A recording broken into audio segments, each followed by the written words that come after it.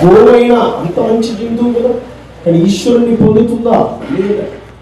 Go జన్మ తర్వాత ఉత్తమమైనటువంటి బ్రాహ్మణ జన్మ కలుగుతుంది. అది ధర్మం చెప్పి మనిషికి పుట్టాల్సిందే, మనిషి నుండే ఈశ్వరత్వం వైపుకు వెళ్ళగలరు. కానీ మనం ఏం చేస్తాం? అజ్ఞానము చేత ఈర్ష, ద్వేష, అసూయాలన్నింటినీ కూడా నింపుకొని మంచి జన్మను నీచమైన జన్మముగా మార్చుకుంటున్నాం. దీని నుండి ఈశ్వరత్వాన్ని పొందగలిసినటువంటి ఏమిటి అని అంటే భగవంతుడు ఉపదేశించినటువంటి మార్గము భగవద్గీతలో చెప్పారు. ఏమని అంటే యజ్ఞోదానం తపశ్చైవ పావనాని మనీషిణ. మొట్టమొదలు ధ్యాన మార్గం, రెండవది తెలుసా? స్మరణ, భజన. 3 అర్చన, రకరకాల అర్చనలు చేసి ఈశ్వరుణ్ణి పొందవచ్చు. 4 ఆచరణ, 5 దానం. ఈ 5 మార్గాలను ఈశ్వరుడు ఉపదేశించుకున్నాడు. మనం ధరింపబడాలి అని అంటే ఈ 5టిలో ఏదో ఒకటి చేయాలి, తప్పదు. అందులో ఈ పాదుకార్చన యొక్క అతి ప్రధానం. ఆశ్రమం నుండి పాదుకలను తీసుకురావడం, పెట్టడం, పసుపు వేయడం, కుంకుమ వేయడం, దానికి భజనలు చెప్పడం, అయిపోయింది తీసుకొని వెళ్ళిపోవడం, అది కాదు. అది ఎట్లయినా జరుగుతుంది. దాని ద్వారా ఈ 5 మార్గాలలో అందరినీ ప్రవేశం పొందించి ఈశ్వరత్వం వైపు వెళ్ళే ప్రయత్నం చేస్తుంది పాదుకార్చన ద్వారా జ్యోతిర్వాస్తు విద్యార్థులు. ప్రతి ఒక్కరికి 5టిని నేర్పి అది నిత్యం ఆచరణ ద్వారా ఎప్పుడో ఒకప్పుడు ఈశ్వరుణ్ణి చేరడానికి ఇది వారధిగా ఉపయోగపడుతుంది. ఈ 5టిని అందరిలో కల్పించడమే ఈ పాదుకార్చన యొక్క ప్రధానమైన ఈ పంచకృత్యములు ఏవైతే ఉందో. పంచకృత్యపరాయణి అమ్మవారు నిరంతరం 5 కృత్యములు చేస్తూ ఉంటుంది. ఏం చేస్తుంది? సృష్టి, స్థితి, సంహార, తిరోధాన, అనుసంధానం. ఈ 5 నిరంతరం చేస్తూనే ఉంటుంది అమ్మవారు, 5 కార్యాలు. అట్లే మన దత్తాత్రేయుల వారు 5టిని ఉపదేశించడమే ఈ గురుపాదుకార్చన యొక్క ఆంతర్యం. మొట్టమొదటి ధ్యానము ద్వారా ఒక 2 నిమిషాలు ధ్యానం చేసి ఈ కార్యక్రమాన్ని ప్రారంభం చేసుకుందాం. చక్కగా స్ట్రైట్గా కూర్చోండి, చేతులను ముందుకు వేసేసేది,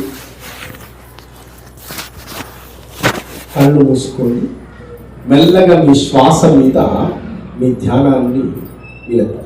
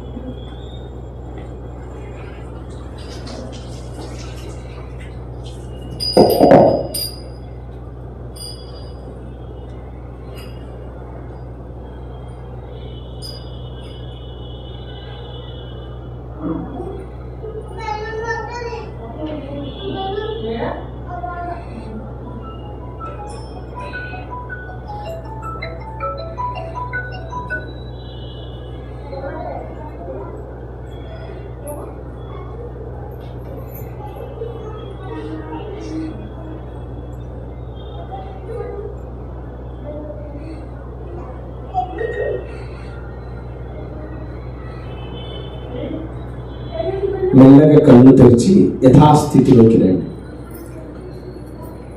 ధ్యానములో అష్టాంగ యోగ మార్గం అంటే ఉత్తమమైనటువంటి మన శరీరాన్ని, మనస్సు. పూజ అంటే అర్థం ఏమిటి తెలుసా? పూజ అంటే అర్థం ఏమిటి అంటే శరీరాన్ని, మనస్సును ఏకీకృతం చేయటం పూజ. మన శరీరం వేరు, మన మనస్సు వేరు. అవునా? శరీరం ఎక్కడ ఉంటుంది, మనస్సు ఎక్కడెక్కడో తిరుగుతూ ఉంటుంది. అవునా? వేరే కాదా? అవి రెండింటినీ లయం చేయడమే పూజ అంటే అర్థం. భక్తి, శ్రద్ధ, భావనాచ పూజానాం జీవముచ్యతే అని భవిష్య పురాణం చెబుతుంది. పూజ అంటే సంకీర్తనం పూజ కాదు. ఏదైనా కూడా యతో వాచా నివర్తంతే అప్రాప్ర మనసా సహా అని వేదం చెప్పింది పూజకు అర్థం. అంటే నేను లలితా సహస్రనామాలు 1000 సార్లు చదివినా 1,00,000 సార్లు చదివినా ఈశ్వరుని చూస్తున్న అది కాదు.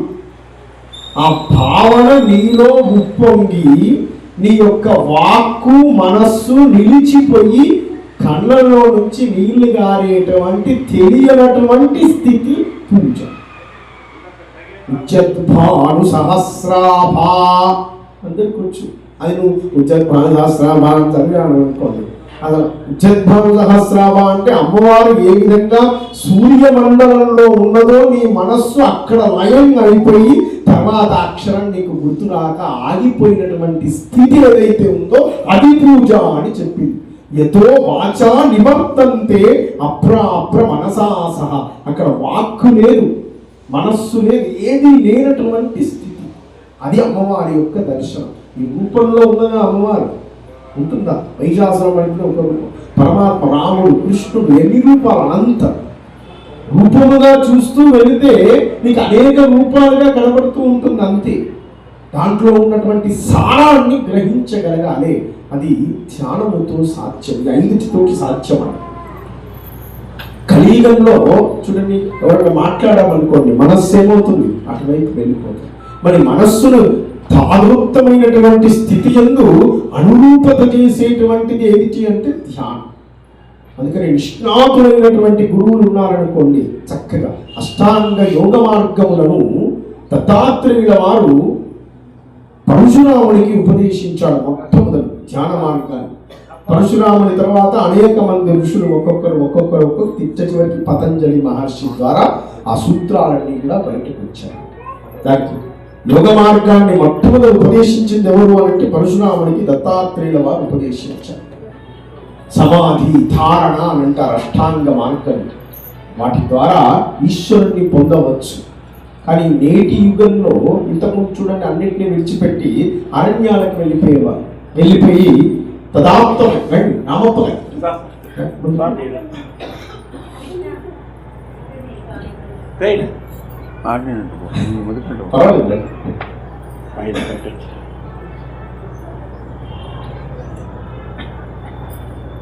తదాప్తమైనటువంటి స్థితిని పొందడము ధ్యానం.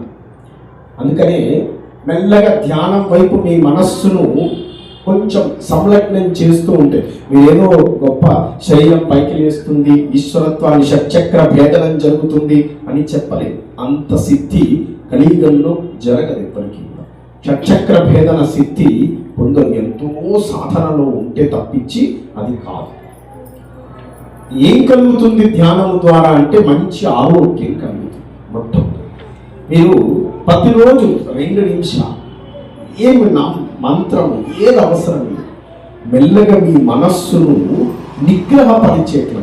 అందుకనే కళ్ళు మూసుకుంటే, కళ్ళు తెరిస్తే మీ మనస్సు ఎక్కడెక్కడ మీ చూపు పైన మీ మనస్సు వెళ్ళిపోతుంది. అంతర్ముఖ సమారాధ్య భవిన్ముఖ సుదుర్లభ. నువ్వు ఈ కంటితోటి బయట చూడకు, అమ్మవారు చెప్పినటువంటి రహస్యం. నువ్వు లోపల చూడడం ప్రారంభం చెయ్యి అని చెప్పి. అంతర్ముఖ సమారాధ్య, ఈ కళ్ళ ద్వారా బయట చూడకు, అంతర్ముఖుడు మీద లోపల చూడడం నేర్చుకో. అందుకనే కళ్ళు మూసి ధ్యానం చేయడం అనేటువంటి ఒక పద్ధతి మనం. ఎందుకు అంటే నీ చూపు దేని మీద పడుతుందో నీ మనస్సు అక్కడికి వెళ్ళిపోతుంది. నీ చూపు లోపల పడ్డదనుకో మనస్సు ఎక్కడ వెళ్తుంది? లోపలికి. అవునా? అందుకని కళ్ళు మూసుకొని చక్కగా మంత్రము చేయకుండా, దేని చేయకుండా మీ మనస్సును పట్టే ప్రయత్నం చేయటము ధ్యానం. దీని ద్వారా ఏం కలుగుతుంది అని అంటే మొట్టమొదలు ఆరోగ్యం కలుగుతుంది. కలియుగంలో మనకు అన్ని ఉంటాయి, కానీ లేనిది ఏంటిది అంటే ఆరోగ్య సుఖం. ప్రతి ఒక్కరు హాస్పిటల్ మెట్లు ఎక్కవలసింది, ఎక్కుతూ ఉన్నారు కదా. మంచి పరిపూర్ణ ఐశ్వర్యవంతులు ఎవరు అని అంటే హాస్పిటల్కు వెళ్ళినటువంటి వాడు ఐశ్వర్యవంతుడు. ధ్యానం ద్వారా అది సాధ్యం చక్కగా. అందుకనే ఏదో ఈశ్వరుడు పొందుతాడా లేదా అది రెండవది. కానీ మొట్టమొదలు 2 నిమిషాలతో పరిపూర్ణమైనటువంటి ఆరోగ్యం మాత్రం కలిగి తీరుతుంది ధ్యానం ద్వారా. అందుకని ఏం ఆలోచన చేయగలరు, మెల్లగా 2 నిమిషాల ముందు, తర్వాత 5 నిమిషాలు అట్లా ప్రయత్నం చేస్తూ ఉండండి. ఆ స్వామివారి యొక్క పరిపూర్ణమైనటువంటి అనుగ్రహం చేత. ఇంకొక మాట చెప్తా, రోజొక్క 2 నిమిషాలు దేన్ని ఆలోచించకుండా మనస్సును జాగృతపరచాలనుకోండి, మీ 23 గంటల 58 నిమిషాలకు కావలసినటువంటి ప్రాణశక్తి ఆ 2 నిమిషాలలో వచ్చి తీరుతుంది తప్పకుండా. ధ్యానముకు ఉన్నటువంటి శక్తి అపారమైనటువంటి. గురువు యొక్క అనుగ్రహం చేత మీరందరూ మంచి పరిపూర్ణమైనటువంటి ఆరోగ్యం చేత ఈశ్వరుణ్ణి సేవ చేసేటువంటి అవకాశం పునః కలగాలని ఆశీస్సులను అందజేస్తూ జై గురుదత్త. తర్వాత అర్చనను ప్రారంభం చేద్దాం. మరి మధ్యలో 2వదైనటువంటి సంకీర్తనాన్ని నిర్వహణ చేద్దాం. అవధూత చింతన శ్రీ గురుదేవదత్త గురు మహారాజ గురుకు జై జై, పరబ్రహ్మ సద్గురుకు జై జై, గురు మహారాజ గురుదేవో సద్గురు మహారాజ.